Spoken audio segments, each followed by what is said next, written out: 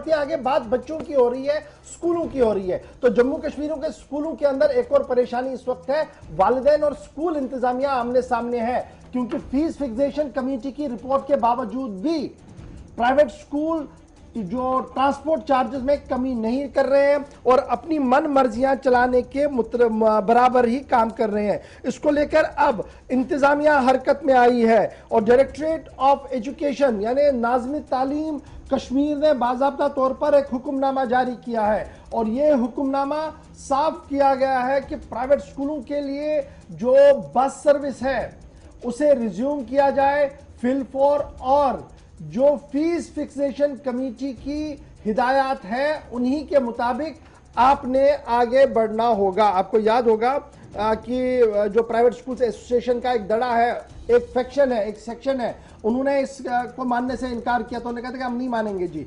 अब डंडा चला है जी डायरेक्टर स्कूल एजुकेशन कश्मीर की तरफ से, there should be increase of 12% in transport fees which was being paid by the student availing transport facility in October 2019.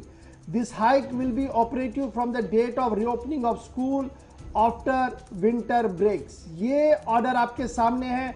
कल नाज़िम तालीम ने यह साफ कर दिया कि स्कूल दोबारा खुलने के बाद जनाब कई शिकायतें महकमा तालीम को भी मिली, पुलिस इंतजामिया को मिली, ट्रैफिक को मिली, जिसके बाद ये सारा देखा गया, ट्रैफिक इंतजामिया की तरफ से ये देखा गया कि स्कूलों को जो गाड़ियां दी गई हैं वो सड़कों पर पार्क होती है, वो जाती नहीं है और वालिदैन काफी परेशान है और मुंह मांगी दामों पर जो है वो पैसा लिया जा रहा है। अब ये ऑर्डर जो है वो जारी किया गया कि जनाब फीस फिक्सेशन कमेटी ने जो रिकमेंडेशन की है उसी रिकमेंडेशन के तहत ही पैसा लिया जाए और अगर कोई भी स्कूल इसे मानने से कासिर रहा तो उसके खिलाफ कानूनी चाराजोई होगी। डायरेक्टर स्कूल एजुकेशन कश्मीर का ऑर्डर आपके सामने है, लेकिन अब सवाल दो इस वक्त हमारे सामने हैं और ये दोनों सवालों का जवाब हम ढूंढेंगे जी। सीधे चलेंगे श्रीनगर, हिलाल हांजुरी हमारे ब्यूरो हेड हमारे सामने हैं। पहले ये हिलाल फटाफट से, पहले हमने देखा कि स्कूल खुले तो सबसे बड़ा मामला था ट्रांसपोर्ट का, दोनों तरफैन के बीच में यानी वालिदैन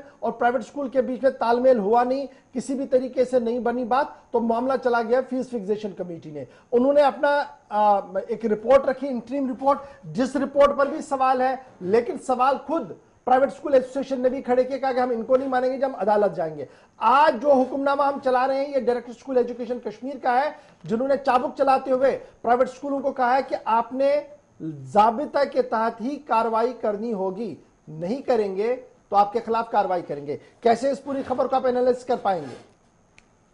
देखिए गौर, मैं दो चीजें यहाँ पर बताना चाहूंगा। एक ये कि जो आज रेड कार्ड आया है और एफएफआरसी ने इसे पेट किया है और school direction school of education की जानब से बाज़ाब्ता तौर पर स्कूलों को मुतनबिया किया गया है कि वो इन ऑर्डर्स को लेटर एंड सुपरेट माने, क्योंकि इसमें तमाम टेक्निकलिटीज है।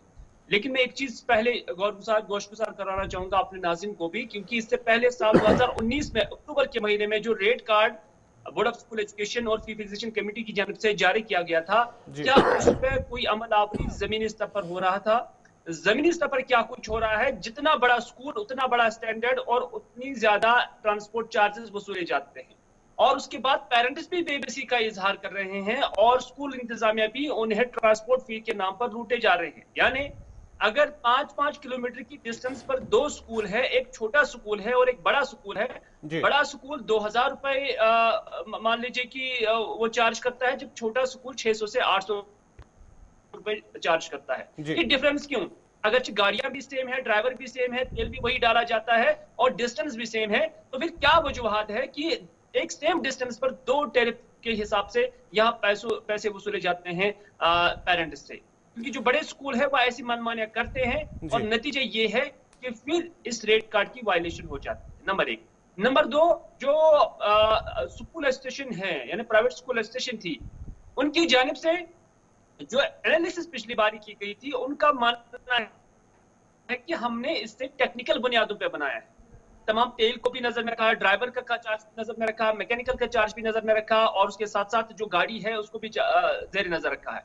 लेकिन क्या इसका मतलब ये है कि जो फी फिक्सेशन कमेटी ने ये रेटनामा दायर किया है, जो उन्होंने रेड कार्ड बनाया हुआ है, उन्होंने इन पहलू को नहीं देखा होगा? बिल्कुल देखा होगा। लेकिन अब देखने वाली बात हो, अब जब ये दोनों कंट्रोवर्शियल है, आपस में मुखालिफ है, अब देखने वाली बात होगी कि कितनी एक्शन ली जा सकती है ऐसे स्कूलों के खिलाफ जो ऐसी मनमानी करते हैं। और ये मनमानी बड़े दावे के साथ हम कह सकते हैं कि बड़े स्कूलों से ही शुरू हो जाती है। हिलाल, आपसे जानना चाहूंगा, चंद रोज कबल ही यानी कि 2 दिन पहले ही जो प्राइवेट स्कूल एसोसिएशन के जो सदर हैं उनकी जानिब से कहा गया है कि जो फी फिक्सेशन कमेटी की जानिब से जो ट्रांसपोर्ट फी को लेकर जो रेट मुकर्रर की गई है, उन्होंने कहा कि वो उन्हें कबूल नहीं है। और ये साथ ही ये भी कहा है कि फी फिक्सेशन कमेटी के लिए दायरे इख्तियार में नहीं है कि वो प्राइवेट स्कूलों के ट्रांसपोर्ट को लेकर वो फी मुकर्रर करे। हाँ, देखिए गौर, इससे पहले जो रेट कार्ड आया है साल 2019 में अक्टूबर के महीने जी, तो फिर उस वक्त क्यों कोर्ट के खिलाफ नहीं गए? क्यों उस वक्त वो कोर्ट में नहीं गए? उस वक्त क्यों नहीं कहा कि हमें ये कबूल नहीं है, ये फी फिक्सेशन कमेटी या फिर बोर्ड ऑफ स्कूल एजुकेशन ने इस तरह के रेट कार्ड्स जारी किए हैं, हम ये मानने वाले नहीं हैं, ये ऑथेंटिक नहीं है, ये ऑथराइज नहीं है। ये साल 2019 से ही चल रहा था और आज इसमें एक तरमीम लाई गई है या इसमें कोई तब्दीली लाई गई है। और इस तब्दीली को, इस चीज को लेकर जब हम इस पूरे मामले पर गुफ्तगू करेंगे तो बड़ी दिलचस्प बात सामने आ रही है।